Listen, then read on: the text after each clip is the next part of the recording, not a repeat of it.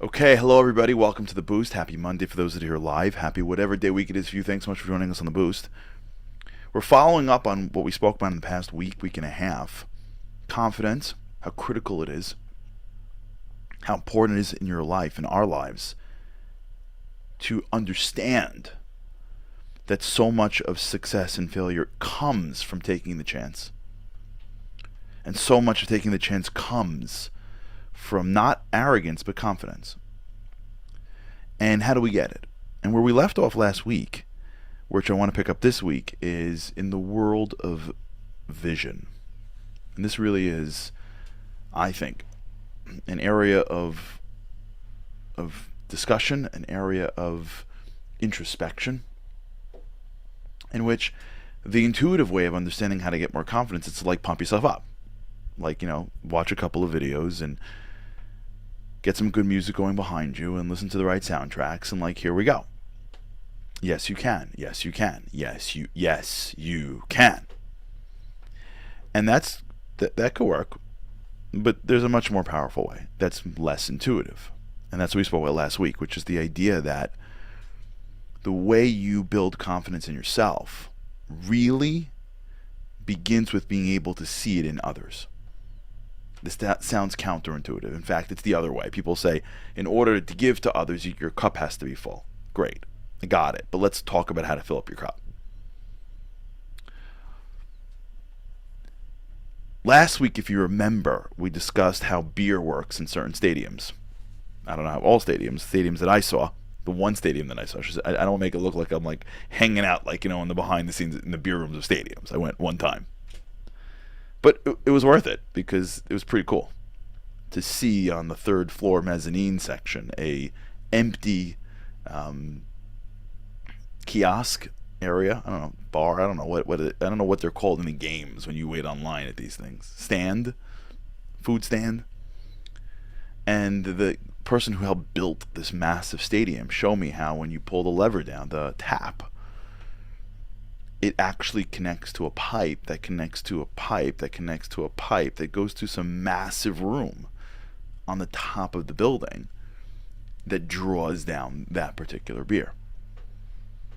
So the way you fill up, there's plenty of beer. You don't have a keg on the bottom. All you got to do to fill up the beer is pull down the lever. Now, when you give somebody something, just go through your life and figure it out. Just think about it. Some of the most insightful moments that you've had in your life, I am sure, came when you gave someone advice and then took a minute and said, wait, that really does apply to me. Do you ever have that moment where someone comes with something and someone needs something? That someone could be a friend, a family member, a child, a relative, I don't know. Someone's asking you for advice and you give it to them, and then when you're done giving them that advice, you say to yourself, man, I wish I could put that into practice. Do you ever have that feeling?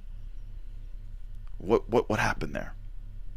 What happened there was God's way of getting you to think something that you could never have thought on your own.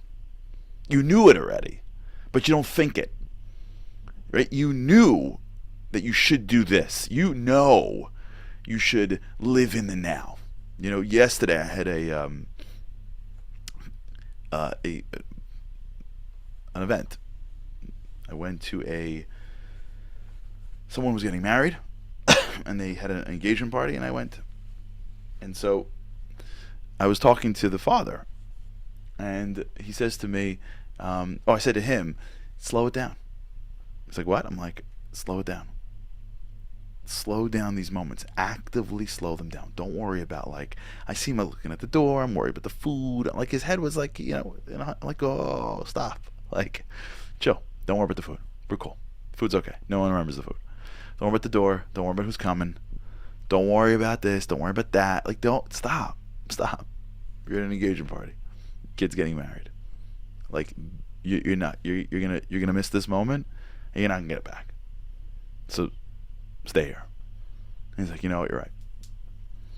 And I'm like, wow, I should really do that myself. And I walked away thinking, like, am I in every moment? No. At all. Like, when I'm doing what I'm doing, am I, like, in it? Or am I, like, thinking of 50 things? So, when I feel overwhelmed with the stuff I have to do, and I'm not in the moment that's in front of me, I don't, like, go to, oh, yeah, let me go back there in my brain and pull out the be in the moment speech. It doesn't work like that. I know it. You know it. We've heard it 100 times. We know it's right. Why can't we pull it up? Because it doesn't work like that. Because the intellect can't override the emotion.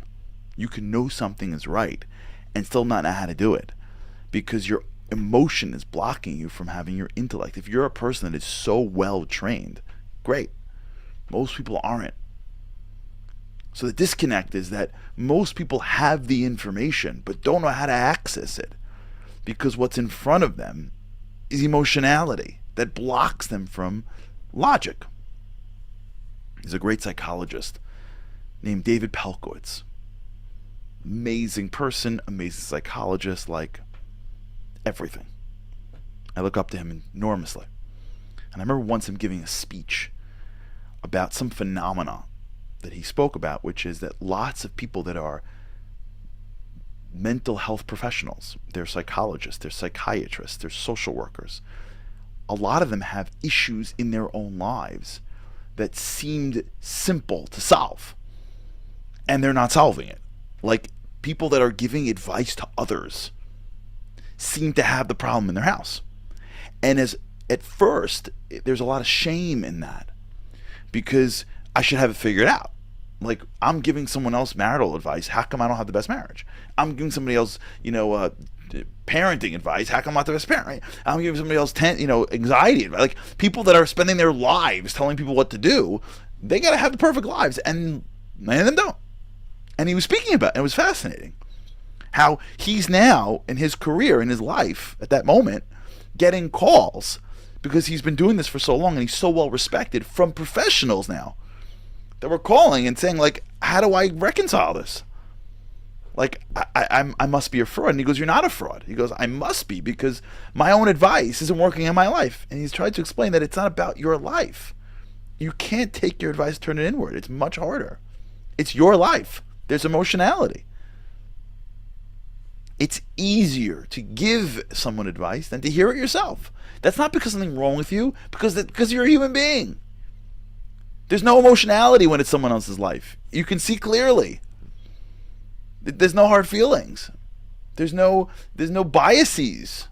There's no hurt. There's no baggage in that world. But when it's your life, it's not just advice. The advice has to navigate through all that emotionality. So then how do you remind yourself of the things you have to be? How do you remind yourself? How do you keep yourself fresh? How do you get to a place in which you are able to follow the advice that you know?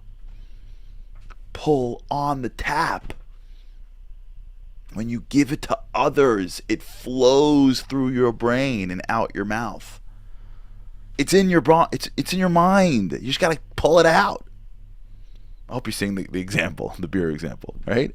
When you speak, when you share, when you advise, when you care, you are giving over the things that you know to be true that you probably need for yourself that would never have come out if you're just worrying about yourself. It only comes out because you're giving to somebody else. But once you're pulling on the tap, the beer is flowing through. The wisdom is coming through. The insights are coming through. And they're coming through more authentically because you're giving it to somebody else. So you don't have to worry about all that emotionality. You don't have to worry about all that hard feelings. You don't have to worry about all that baggage. You get to actually hear yourself say the thing that you need to hear, which is so many times how God sets it up for you. So giving insights, wisdom, ideas is really how you can get. Okay, we'll talk about this.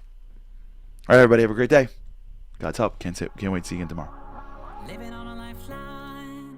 The world doesn't ever seem to change. Looking for the sunshine, but you're caught up in the rain. It's like your eyes are wide open, but you cannot see. You're watching life pass you by like 1, 2, 3. walking in destruction. The winds of life blur your vision, all the devastation. Forever feels like you're on the run, it's time. No one else can set you free, you're locked inside. And only you have got the key.